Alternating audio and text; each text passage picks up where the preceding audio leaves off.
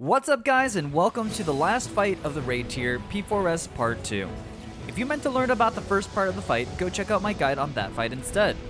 And of course, if you find this guide or any of my other guides helpful, please hit the subscribe button. Today we take on Hesperos the Birdman. Let's start with the prep. The markers for this fight look something like this. If you are feeling comfier with the fight and are in a static, you can also use these Act 2 uptime markers. I don't generally recommend this for pugging due to variance, but the strategy is virtually the same and makes it nice for statics. For pugging, we will have everyone be assigned a tower for Act 1, have melee and tanks be on the more central towers, and the healers and the range on the outer towers. And that's it! This fight is very structured, with each major mechanic being labeled as an Akanthai act. There are 4 acts, a finale, and the curtain call making up the entirety of the fight. Each mechanic will be revealed during the act cast, but will not go off right away. Instead, Hesperos will use thorns to hide the mechanic and tether himself to thorns to show how the mechanic will resolve. With that out of the way, let's get started.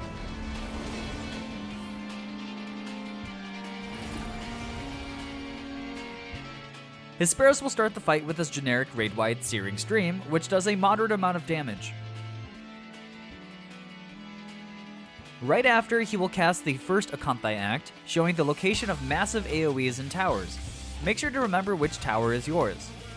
Then he will cast another Searing Stream, dealing more raid-wide damage. Hesperos will then cast Wreath of Thorns, first tethering himself to either the north and south AoEs or the east and west AoEs.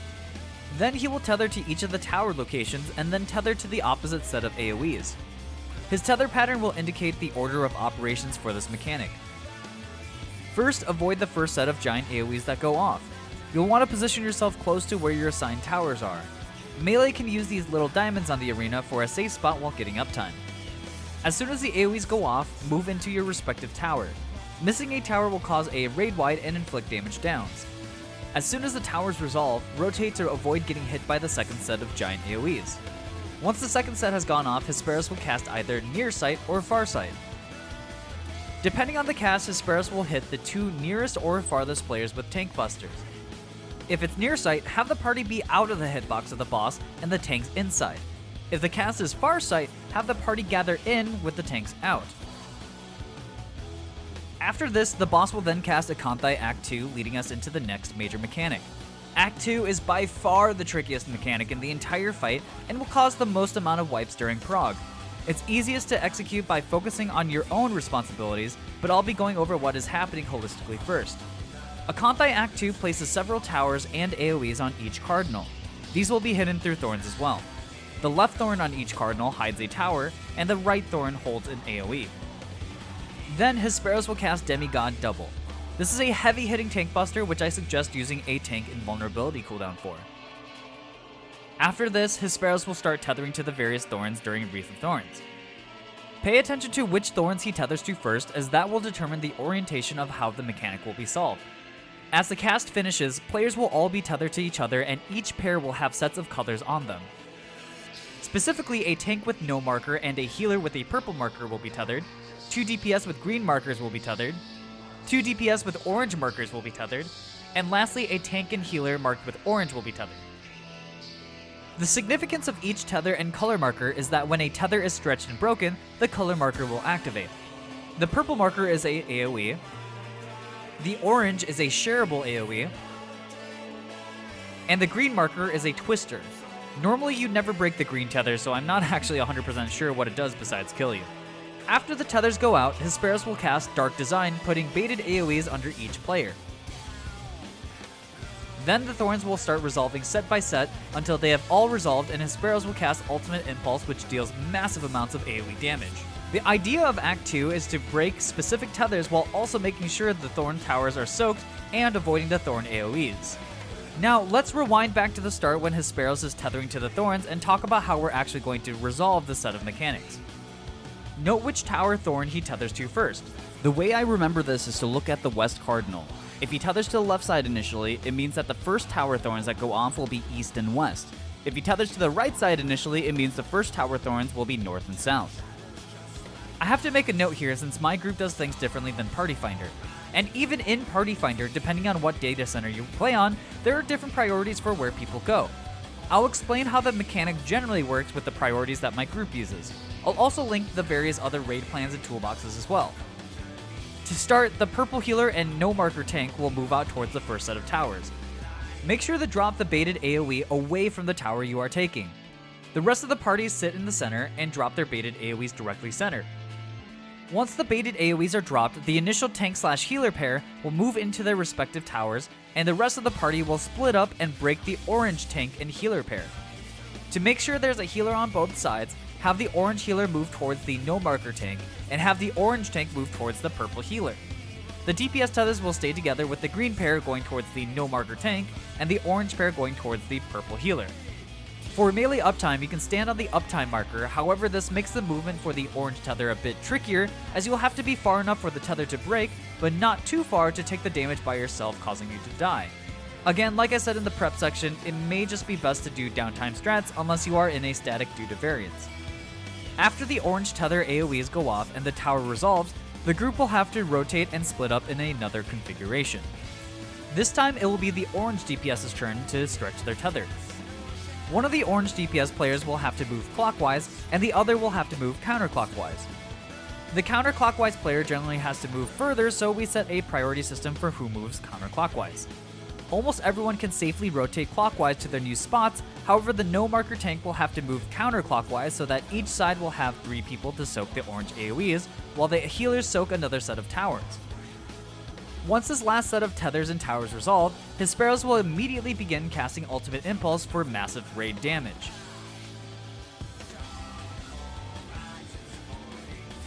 Phew, yeah, this mechanic is a doozy. There are a bunch of different patterns that are possible, and it can be tricky to know even what went wrong when you wipe to the mechanic. There's a ton of movement for casters, and melee are forced to disconnect sometimes even with uptime markers. While progging, I highly suggest people to really study the movement in raid plan or toolboxes, as this mechanic is very tough to just feel out as you wipe over and over to it.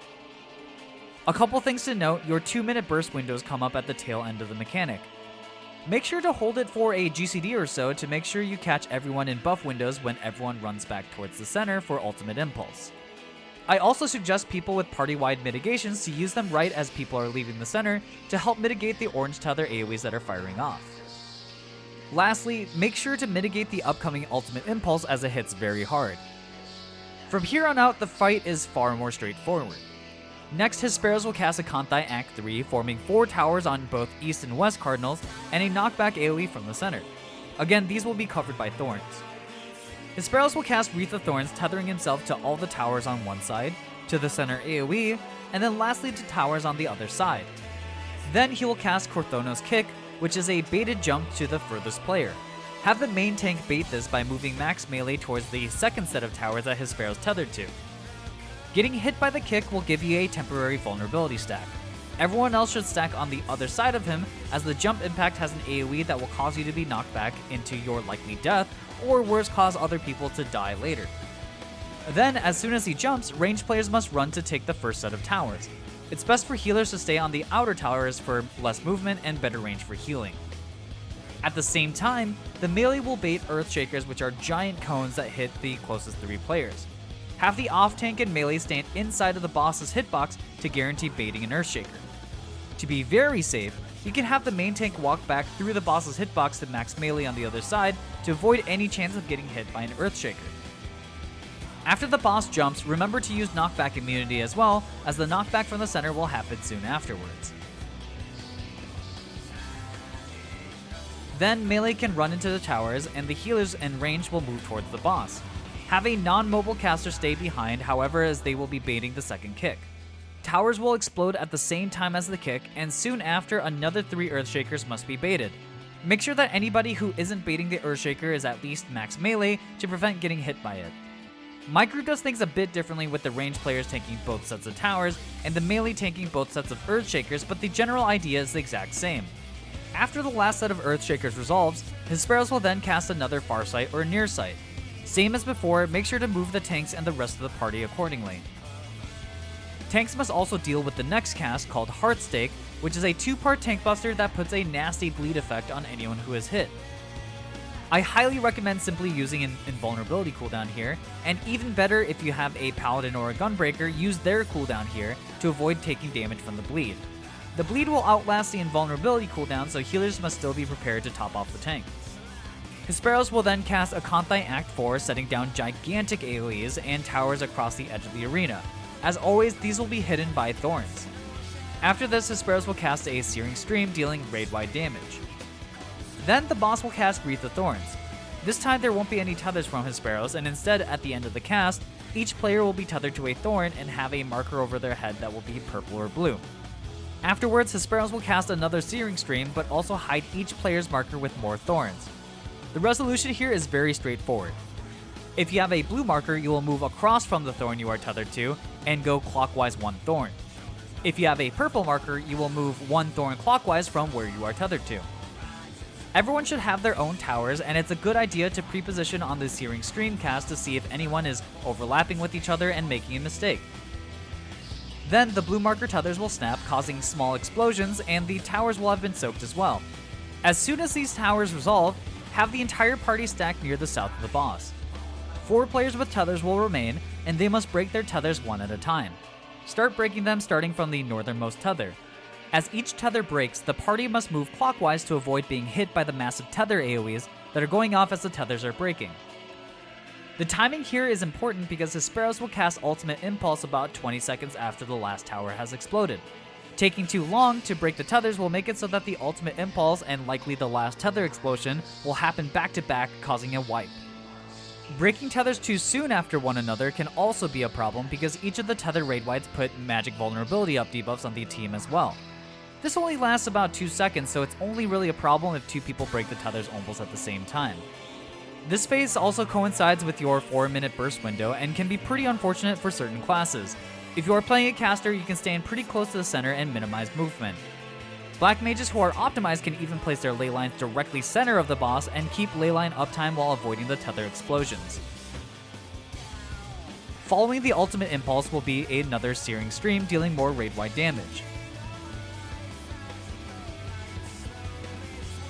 Then Hesperos will cast Akanthai Finale, putting down 8 towers which will be covered again by thorns. Afterwards, Hesperos will cast another Wreath of Thorns. During this cast, Hesperos will place 2 more thorns on opposite sides of the arena. When the cast finishes, each player will be tethered to one of the 2 additional thorns that were added. The groups here will be split into tanks and healers on one side and the DPS on the other. Have each player spread in a box formation around the thorn, with the melee players in melee range and the range near the edge of the arena. During this time, Hesperos will cast Fleeting Impulse. When the cast finishes, he will sequentially hit each player with a hefty hit that will leave players with a magic vulnerability up. It is very important to keep track of which player got hit when, so make sure to count the impulses as they go out. After this, have everyone come center for heals, and Hesperos will then cast another Wreath of Thorns where he will begin tethering to a thorn and tether sequentially clockwise to every thorn. In order of who got hit first to last, have everyone place themselves on each of the thorns to soak the towers. It is important that you are in the correct tower because the magic vulnerability is timed so that taking a tower too early will instantly kill you from the tower explosion. This also prevents players from taking multiple towers as well, since the towers themselves give a magic vulnerability up. As soon as all the towers have been resolved, Hesperos will cast another Farsight or Nearsight Tank Buster. This is a good time to use your melee limit break, as it will be tricky to use it later in the fight. This will be followed up by another Searing Stream raid-wide. And another Demigod Double Tank Buster. Then Hesperos will cast Akanthai Curtain Call and usher us into the last phase of the fight. He will set down 8 thorns around the arena, which will tether to each player at the end of the cast. The first thing every player should do is move across from where they are tethered so that you are in position to break your tether quickly when needed. After a few seconds, players will also receive a thorn, which gives every player a Thorn Pricked debuff.